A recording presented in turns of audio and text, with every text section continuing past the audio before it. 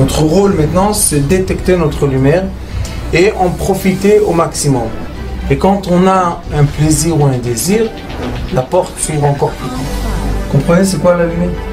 Lumière, amour. C'est pas important qui tu es, où tu es, comment tu es. Dieu t'aime.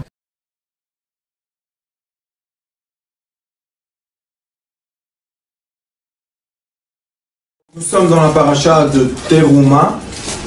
Et dans la paracha de Teruma, veut dire le don qu'on donne. Teruma, c'est un don, d'accord.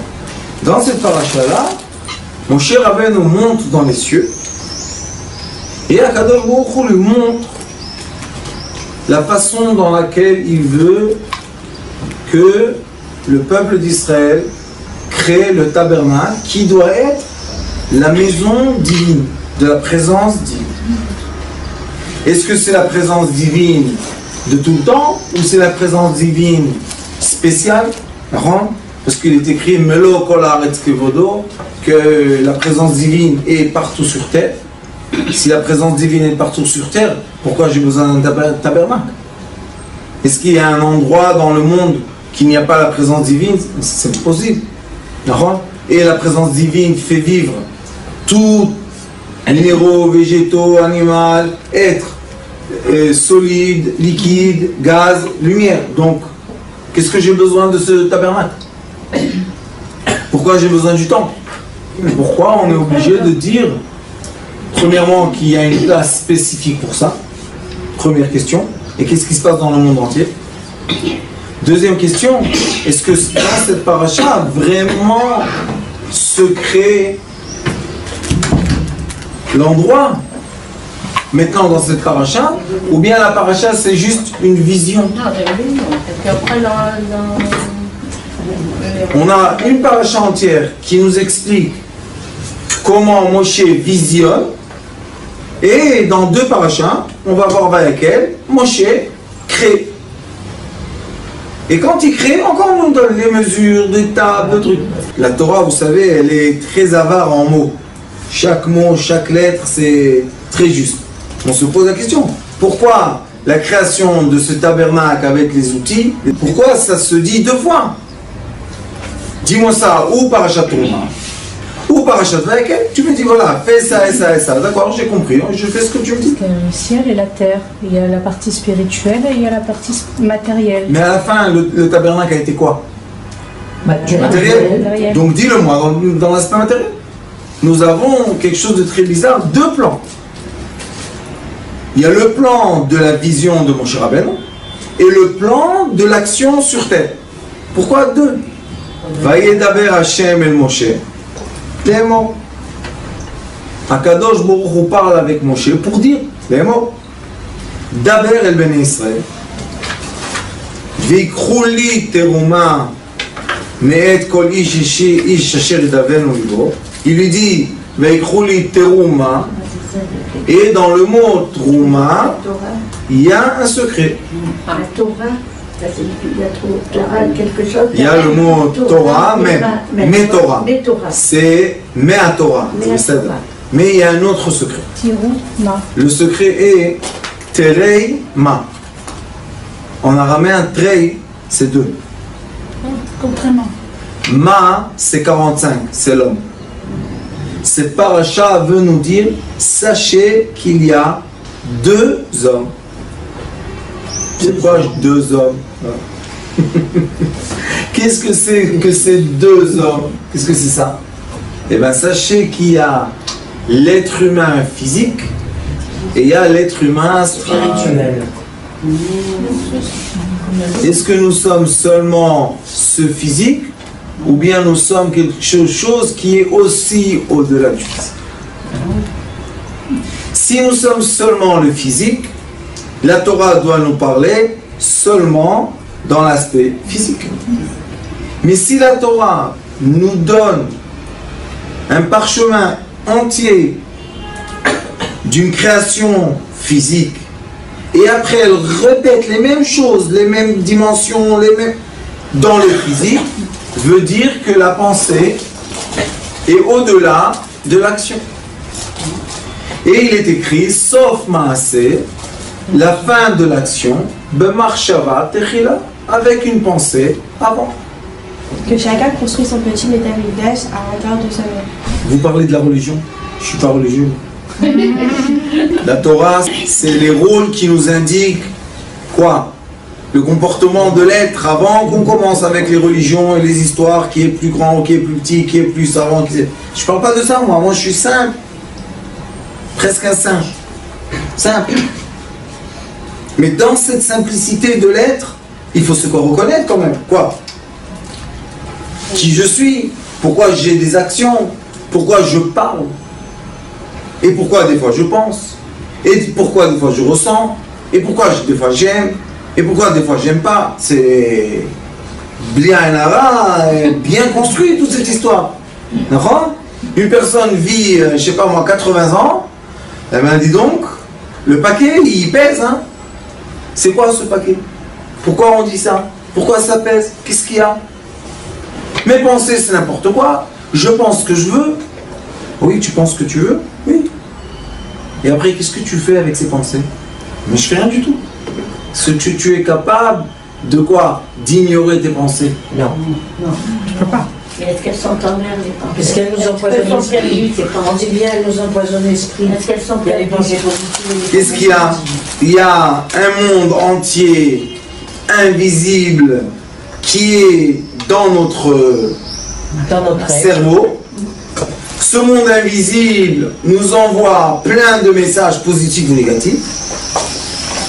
Notre corps traduit ces messages. Les messages en paroles, en action, en attitude, en plein de choses. Oui. Oui, alors la Torah nous dit, faites attention mes enfants. Vous n'êtes pas l'action du tout. L'action c'est la fin du processus qui commence. Donc quoi? Très homme. Il y a deux hommes essentiels. Il y a l'homme lumière et il y a l'homme matière. Ce sont les deux êtres essentiels. Avant qu'une personne grandisse, elle sort du ventre de sa maman, il y a ce qui s'appelle l'image fantôme. On peut voir l'espace de lumière dans lequel l'être humain va grandir. On fait ça dans la main, on photographie la main d'un enfant et on voit l'espace fantôme et on dit cet enfant il va avoir une main 22 cm. Il va avoir une main 18. Il va avoir une main, je sais pas, 15. Pourquoi on dit ça? Parce que la lumière est toujours avant la matière. Nous, on voit la lumière de la lampe sans regarder la lampe. Parce que la lumière, toujours, comme c'est la matière la plus légère, elle est toujours en avance. Et qu'est-ce qu'elle fait? Elle contourne la matière. Donc, quand on veut influencer la matière, mon cher Rav Tzadik, on doit travailler la lumière. Et si on travaille la lumière comme il faut, la matière vient dans nos mains sans bouger. Et si on ne travaille pas la lumière comme il faut, eh bien la matière ne se comporte pas comme on veut. Et qu'est-ce qu'on dit? Rav, j'ai fait des prières, j'ai fait Teilim 40 jours, j'ai fait Perek Shira 40 jours, j'ai fait... Je dis, qu'est-ce que c'est ça? On achète et on vend de la matière, qu'est-ce qui se passe? J'ai fait ça et ça, pourquoi ça ne marche pas? Je dis, pour que ça marche, il y a des conditions. C'est comme quelqu'un, il a un ordinateur, et il n'a pas Wi-Fi. Et il tape sur Google, il tape, il s'énerve, il tape. Eh, mon fils, connecte-toi, après tape. Aujourd'hui, on peut expliquer, parce qu'on a plein d'informations dans l'air. Et c'est de l'information qui peut nous rendre riches. Vous savez qu'il y a beaucoup de gens dans le monde qui sont des millionnaires qui vivent, ils travaillent seulement de la maison. Seulement l'ordinateur, le matin, il fait sa position dans, je sais pas quoi, dans les bourses. Le soir, il voit combien il a gagné, combien il a perdu. Il fait la moyenne, il est content, il va dormir. Personne ne le connaît, personne ne sait son nom, où il est, et il habite dans une forêt, dans une île, quelque part, que personne ne connaît. C'est un troisième homme. Quoi? C'est un troisième homme, c'est l'homme virtuel. L'homme virtuel.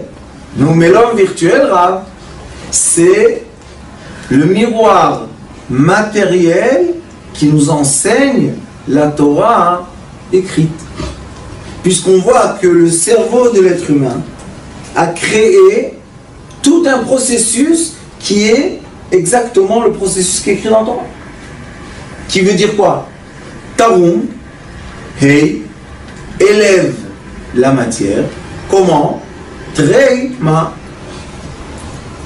Grâce aux deux êtres que tu es. Tu peux tarum, c'est quoi tarum? Élève la matière. Comment on peut élever la matière? On élève la matière avec la force spirituelle et matérielle. D'accord? Si quelqu'un il a par exemple un capital de 100 000 shekels, et s'il ne va pas bien penser à son argent, comment l'investir, dans quoi l'investir, faire des business plans, etc., il peut perdre 100 000 shekels en 20 secondes. Mais il peut aussi multiplier 20 000 shekels.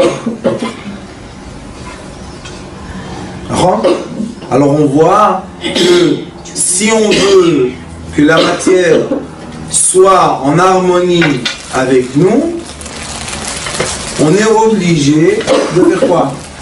D'accorder, d'assembler, de mettre ensemble trois dimensions. Il y a la matière, il y a la pensée et les sentiments. Pourquoi? La matière, c'est l'action, nefesh. La parole, c'est le ruach, l'esprit. Et la pensée, c'est l'âme. Nefesh, ruach, neshama. Et tout ça, c'est seulement dans le diamètre quoi? Physique. D'accord? La pensée est dans le physique. Où on pense? Dans les neurones. Oui, Romain. Si on arrive à connecter ces trois, est-ce que c'est comme ça qu'on se connecte avec le divin? Oui. Avec le divin. Il ne faut pas les connecter, il faut les aligner. Les aligner, ok. C'est-à-dire? On doit penser ce qu'on dit et faire ce qu'on dit. Ça veut dire qu'il y a une authenticité. Tout doit être aligné. Et c'est pour ça qu'il est écrit Mishepiv velibo shavim ikanes lebet amidrash. Seulement celui que sa parole et ses sentiments sont alignés a le droit de rentrer dans l'étude de la Torah. Ah, d'accord. Et là, ça met beaucoup de gens à l'extérieur de la vraie Torah. Quand la Torah nous dit ne vole pas, et on se prend la tête comme si qu'on vole pas, mais on vole, et après on va faire la prière Shemona Esrei, il y a un petit problème de décalage. Et après on se pose la question, pourquoi on est envoûté? Pourquoi on a des mauvaises pensées? Vous savez, j'ai rencontré un monsieur, que Dieu nous en préserve, il faisait un travail qui n'est pas tellement comme il faut, et une personne de l'autre côté du téléphone a fait quelque chose de pas tellement bien avec elle, et après, pendant des nuits, il ne pouvait pas dormir. Il était envoûté par l'esprit de l'être qui a, de l'autre côté, a fini sa vie. Ça existe jusqu'à présent. Tout le temps. C'est de l'argent facile, mais c'est de l'argent dangereux. Il n'est pas dangereux tout de suite, parce que tout de suite, cac, t'as fait ton coup, tu dis, ah, quel imbécile. Ouais, tu as raison, cet imbécile-là, il a un esprit. Quand son esprit va commencer à t'envoûter la nuit, tu vas voir c'est qui l'imbécile. D'accord? Alors il faut savoir que l'être est composé de trois dimensions. L'action, la parole, la pensée. Nefesh, Ruach, Neshama. Le foie, Nefesh. Le cœur, Ruach. Le cerveau, Neshama. Qu'est-ce qui se passe? Comme on est tellement à côté de nous-mêmes, combien de fois on fait des actions, on dit « Oh, excuse-moi, j'ai pas fait exprès. » Les sages disent « Qu'est-ce que ça veut dire de bouger une main sans faire exprès ?» Ton cerveau, il a donné un ordre de bouger la main? Oui. Alors comment j'ai pas fait exprès? Non, non, j'ai pas voulu. Tu as renversé le verre. J'ai pas fait attention. Ça veut dire quoi ça? Ça veut dire que les gens bougent. Et une marionnette dans l'eau. Ils ne savent même pas pourquoi ils bougent. Qu'est-ce qui s'est passé? Le mouvement du corps n'est pas du tout attaché à la parole, qui n'est pas du tout attaché à l'esprit. Mais quand même, nous sommes un robot qui bouge, qui parle et qui pense. Donc, qu'est-ce qu'on peut faire? Qu'est-ce qu'on fait? Concrètement, qu'est-ce qu'on fait? Je suis de l'action, je suis la parole et je suis la pensée. Alors qui je suis? Est-ce que je suis même par mes actions? Des fois on dit non, non, non. Rare, on s'excuse, vraiment on ne voulait pas le faire. Vraiment, on ne voulait pas. Alors pourquoi tu l'as fait? J'étais pas dans mon esprit. Il n'y a pas de problème. Viens, on parle avec ton esprit. Où il est? Envoie un mail, peut-être tu vas recevoir une réponse. Bon, viens, on emmène ton esprit. On commence à prendre l'esprit avec une ficelle comme ça. Oui, mais c'est loin, ça peut être des kilomètres, ça peut être. Mais quelqu'un qui est énervé dépasse son esprit. Pourquoi? Parce qu'il a mis trop de feu dans la parole, et après les hommes disent aux femmes, oh je regrette ma chérie, je voulais pas te dire ça. Si tu voulais pas le dire, pourquoi tu l'as dit? Oh non, j'ai pas fait exprès, c'est pas... C'est sorti seul. C'est pas moi. Oui, mais c'est sorti. C'est sorti. Qu'est-ce qu'elles disent les femmes? Moi, je l'ai reçu. Moi, je l'ai reçu. Maintenant, toi, tu me dis que ça n'a pas été sorti de chez toi, alors dis-moi d'où c'est sorti. Et après, ils disent, non. On lui dit, vous savez, on fait des consultations de couple. Alors on dit à l'homme, écoute, avant que tu parles, réfléchis. Mon père, Allah Shalom, me disait, tu tournes la langue 10 fois dans ta bouche avant que tu sors un mot. Ouais. Il a raison. Pourquoi?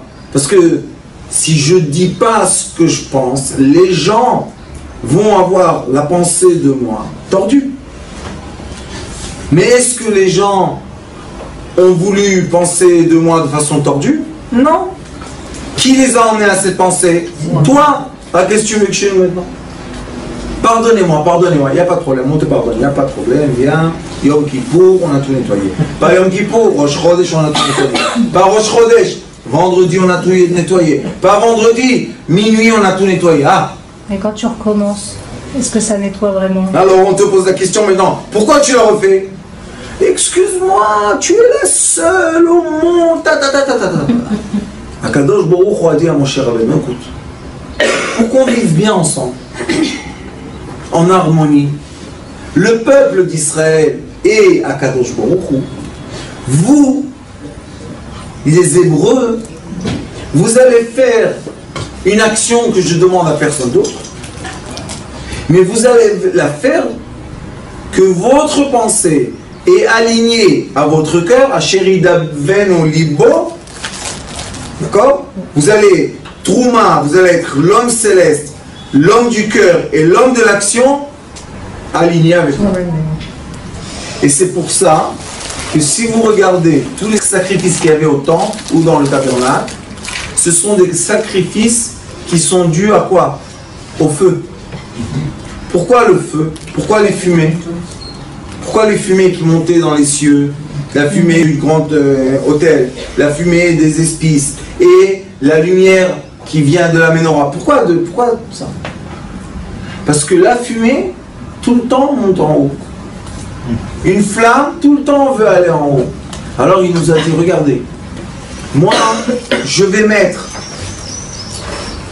une force sur terre, que par la force qui existe sur la terre, on va tester est-ce que votre parole, votre pensée, votre action a été en accord. Oui, c'est Et un des plus grands secrets du temple était que quand la personne qui emmenait le sacrifice avait une mauvaise pensée, Ça suffisait la pensée, hein. Elle emmène un veau. Vous savez combien coûte un veau? Je sais pas moi, 7000 shekels. Il dit, voilà, Cohen, je te donne le veau. Et il dit, excuse-moi, j'ai pas fait... Et ils emmènent le veau. Le Cohen, il le monte sur l'autel. Et la fumée, elle n'a pas la bonne direction, elle devient l'image d'un chien.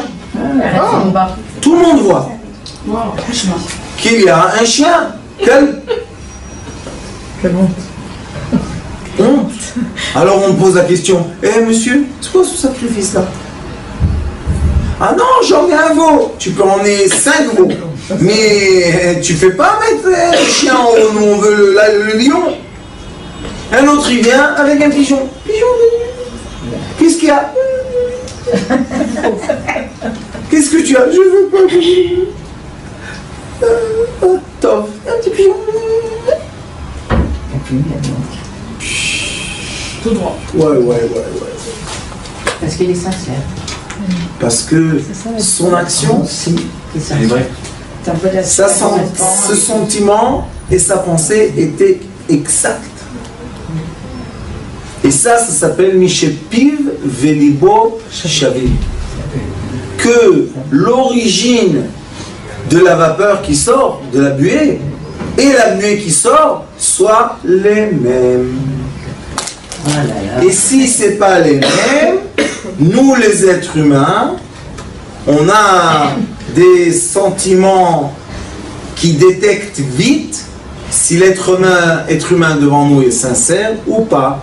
D'où tu sais? Mais on peut ne pas être aligné et être sincère. Comment, Rabbanit? Le temps d'être aligné, on est sincère. Non. Je suis pas comme ça. Seulement l'action, écoute-moi, Rabbanit, seulement l'action, la parole et la pensée qui sort de quelqu'un qui est aligné vont être acceptées chez l'être qui est devant lui. Et on se pose la question, comment tu sais, d'où tu sais, non? On te dit, d'où tu sais qu'il est comme ça et comme ça? D'où je sais? Je ressens. Ça veut dire quoi tu ressens? Qu'est-ce que c'est ça? Emmène-nous le détective de ressenti. Les êtres humains se croient plus, alors ils ont créé des détecteurs de vérité. Est-ce que c'est valable au tribunal? Non. Pourquoi? Parce que l'être humain est arrivé à un tel degré de mensonge qu'il arrive même à se mentir à lui-même. Alors là, Baruch Hashem, on est au milieu de l'océan. Où on va? Il n'y a rien, nulle part. La Torah nous dit, tu veux t'approcher de moi? Tu veux que Doshim, tu veux Acharemot, que Doshim, moi? Avec moi, tu vas être seulement aligné. Ça veut dire qu'il y aura sur terre un endroit qui va représenter la vérité de la terre entière. C'est pour ça que Sukkot, on donnait les Hébreux 70 sacrifices en tout. Pourquoi? 70 nations. 70 nations. On est là pour dire quoi? Pour dire que les 70 nations aussi sont alignées à la vérité divine. C'est pour ça que aussi les nations n'ont pas le droit de l'idolâtrie. Pas seulement nous, eux aussi ils n'ont pas le droit à l'idolâtrie. Pourquoi? Parce que tout le monde doit reconnaître que la présence divine est la vérité absolue. D'accord? La reconnaissance de ça ne peut pas être chez quelqu'un que son cerveau, ses sentiments et ses actions ne sont pas dans le même point. Vous savez, il y a des coordonnées, il y a X, Y et Z. Au début, au milieu, quand ils se rencontrent tous, là-bas, personne a une valeur. C'est 0, 0, 0. On rend 0 Y, 0 X, 0 Z. Donc, l'être humain qui arrive à rentrer dans la dimension du point 0, c'est l'être humain qui arrive à être aligné. Seulement quand j'ai réussi à vivre le point, maintenant je peux vivre l'émotion. Après l'émotion, l'union. Ça, c'est deux attributs qui nous entourent tout le temps. Mais on ne peut pas avoir l'accès à ces attributs si on ne passe pas les autres. Parce qu'ils sont un dans l'autre, dans l'autre, dans l'autre. C'est des sphères, enveloppées de sphères. On ne peut pas sauter d'une sphère à l'autre. Il y a un test pour savoir si on est aligné ou pas? Oui. Ah. Une des façons les plus faciles de voir, c'est est-ce que la personne arrive de rentrer dans une paix et dans un silence C'est très dur. en un instant. Pourquoi c'est très dur? Parce que les gens qui veulent atteindre le point zéro vont dire j'ai eu des pensées, j'ai pas réussi à me concentrer, j'ai eu des idées qui sont venues, mes enfants, mon mari, ta. Si tu es tellement distrait et tu n'arrives pas à reconnaître un point de silence, c'est très bien de savoir faire de la méditation avec le corps, c'est très très bien, sauf que dans les méditations qui viennent du monde des moines, la méditation est que je régénère l'énergie dans moi-même. Ouais. Et nous, on n'est pas dans l'énergie séparée. Chez nous, c'est l'énergie unie du masculin et du féminin ensemble. Tout seul, ça n'existe pas. Tout seul, c'est pas un être humain. C'est même pas une moitié. C'est un récipient cassé en deux. Donc, qu'est-ce qu'on peut mettre dedans? Aucune fleur va tenir, puisque le récipient est cassé en deux. Et quand on fait beaucoup de yoga, il y a un moment qu'on est obligé de circuler l'énergie avec la respiration. Cette énergie-là nous régénère de tellement beaucoup de bonheur qu'on n'a plus besoin de l'autre. Et quand on n'a plus besoin de l'autre, là, on est dans l'inverse de l'union. On ne peut pas atteindre l'union. Alors, chaque mouvement qu'on fait a des conséquences sur nos sentiments, sur nos pensées, sur nos paroles. Tout vit ensemble. On ne peut pas dire à notre bouche, fais-moi plaisir, va faire un petit tour, reviens dans une heure. Pourquoi? Parce que la personne parle des bêtises tout le temps. Bon, tais-toi. Je peux pas. Alors va-t'en. Non, on veut le corps ici, la parole dort. On peut? On peut pas. Donc l'éducation de la Torah est quoi? Sache qu'il y a deux êtres. Et l'être qui est quoi? Le pont entre les deux êtres. Ces trois êtres-là, qui sont dans la dimension du corps, sont obligés d'être alignés à un point. Ça s'appelle le point de lumière qui est là. Ce point-là, c'est la connexion au divin. C'est la fontanelle quand le bébé est petit. Que c'est ouvert. C'est ouvert. Pourquoi? Parce que quand le bébé est petit, le bébé reçoit tout le temps de l'énergie et lui, le bébé, il est aligné. Son corps, son cœur, sa pensée, il veut manger, il crie. Il tape des pieds, il crie, il est rassasié, il veut dormir, tac, il s'endort. Maintenant, écoutez bien. Pour la prière, Voilà, on est toujours perturbé, donc en fait on n'est jamais connecté avec Hachem. Arabe, il y a un livre, et il y a un sidour qui est ici si vous voulez, ça s'appelle, on a fait sortir, bon, voilà, ça s'appelle Amoud Atfila, Baal Shem Tov. Le Baal Shem Tov Akadosh explique en 160 à peu près de commentaires comment s'aligner au moment de la prière. On doit, pendant la prière ou pendant l'étude ou quand on veut vraiment vivre quelque chose de vrai, on est obligé de tout rassembler à un endroit. Vous savez comment il appelle ça?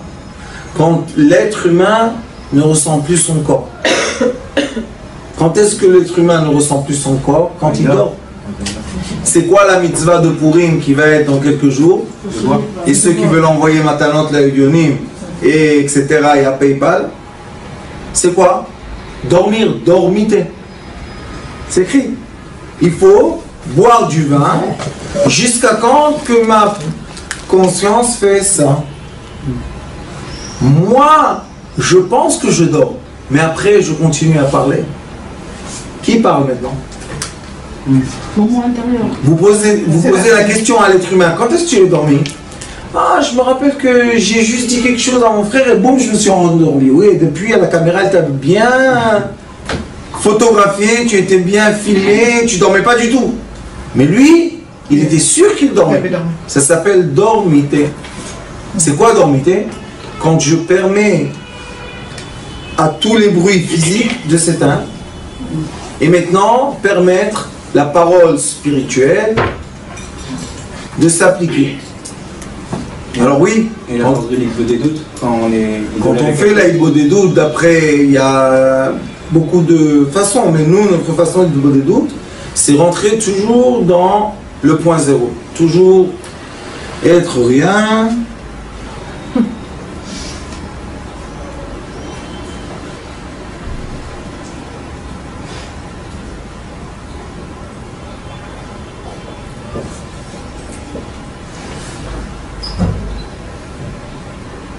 Et maintenant, on pouvait couper le silence, tellement qu'il était vrai. Une personne est rentrée dans le silence, tout le monde est rentré dans le silence. Pourquoi? Parce que ce sont des fréquences. Et avec l'Hibbo des doutes, on n'est pas obligé de parler, c'est juste d'être à l'intérieur. Parce que quand on est dans le silence, viennent les vraies pensées, les vrais sentiments, les vraies volontés. Ils se manifestent quand ils ont la place de se manifester. Mais quand on est tout le temps dans la course de la vie, qui n'arrête jamais, quand est-ce que tu veux avoir du silence? Mais dans l'étude, c'est pas possible. Ça. Si. Il y a un film sur YouTube qu'on me teste le cerveau. On me met des électrodes. J'ai fait la famille Amsalem. Ils m'ont mis des électrodes. Et je parle, je bouge, et mon cerveau est à zéro. Mais elle était surpris d'ailleurs, moi. Bien sûr qu'ils étaient surpris. Ils ont fait 2 fois pour comprendre comment ça se passe. Elle était surpris. Ouais, mais c'est ça l'attitude idéale, ça, pour l'étude, pour être sûr Pourquoi? qu'on est dans l'étude. Rabbanit, c'est l'attitude idéale pour la vie. Vivre dans le silence. Vivre dans la paix. Vivre dans l'amour. Dans l'harmonie. Vivre dans l'harmonie.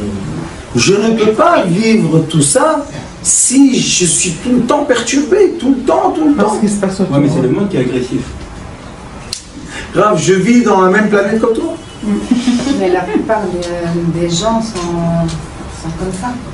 Rabbanit, est-ce qu'on est là pour parler à la plupart des gens ou on est là pour parler aux gens qui veulent évoluer dans leur vie? Moi, j'explique les gens la lumière, ils veulent pas. Ils ferment YouTube, stop, ils vont ailleurs. Mais c'est lié à la confiance alors, le silence. De soi-même. Ce qui se passe, c'est que notre confiance de soi-même est dépendante beaucoup de la confiance que l'entourage nous a donnée. Mais quand l'entourage n'a pas la patience de nous donner sa confiance, on reçoit la confiance des gens qui ne sont pas aptes ou adaptés de donner des confiances. Maintenant, notre confiance, ça commence à se dérégler. Et on se dit, je suis bien, je suis pas bien. Je suis gentil, je suis méchant. Pourquoi tu poses cette question? Tu es gentil. Non, mais on m'a dit, j'ai vu, c'est ça. Ça dérègle le point zéro. Et si on ne pose pas de questions, ça va? Oui, Rabbanit. Juste profiter de l'instant. Et vous mettez où la gara pratique dans tout ça alors? Je veux te dire, quand l'être humain est en accord intérieur et en amour intérieur, il est connecté à l'Ashgacha Pratit. Mais tant qu'il est dispersé, la Ashgacha Pratit, c'est la veilleuse divine sur toi. Tant que tu es dispersé, tu ne peux pas la ressentir, malgré qu'elle est là. Et c'est pour ça qu'il est écrit Me'et kol ish asher idvenu libo. Si la personne va me donner son cœur, tikrou et terumati. Prenez seulement de celui qui donne avec foi. Ne prenez pas de celui qui ne veut pas donner. Parce que si vous allez prendre de celui qui ne veut pas donner, cet argent va être pollué. Et l'argent pollué ne crée pas de bonnes choses. Ouais. Malgré qu'on en a plein. Ouais. Donc on doit vivre un petit peu en autarcie tout en vivant avec le Ketzel. À aider le. Alors, le Hatam Sofer Akadosh a dit vivez dans la communauté, hors de communauté. Ouais, c'est ça. Chai betocham, parouch mien. C'est ce que j'ai dit. Je vis dans le social avec les lois du social. Je respecte la loi du social. Et si on se serait comporté comme ça en Israël, il y aurait eu beaucoup moins d'accidents, beaucoup moins de morts et beaucoup moins de bêtises. Ça veut dire qu'il y a une responsabilité. Bien sûr. De quoi? De respecter la loi sociale, même si je ne suis pas d'accord. Mais tu vis dedans. Non, moi je veux rouler feu rouge. Oui, roule 1, 2, 3, le 4e, tu vas avoir un accident. De qui? De quelqu'un qui a pris le feu vert. De quelqu'un qui a traversé. Donc on est obligé de respecter la loi, mais tout en respectant la loi. Écoutez bien ce que je vous dis parce que c'est le plus important de ce jour. J'ai le libre arbitre de vivre. C'est pour ça qu'il faut choisir la vie dans la société, dans les règles de la société. Et même si on n'est pas d'accord, c'est pas la question. Si, on a le choix, mais on a le choix de souffrir et faire souffrir les autres. Parce que quand on ne respecte pas les lois, on les poursuit. Quand on les poursuit, on ne peut pas être dans le silence. Quand on n'est pas dans le silence, nous ne sommes pas dans la vie. Donc non, je veux être réglo, je veux payer mes taxes, même que c'est beaucoup. Je veux payer le ma'am, je veux tout. Ça veut dire qu'on n'est pas victime finalement. Non, on est heureux. Pourquoi? Parce que dès que j'ai réglé mon espace Social.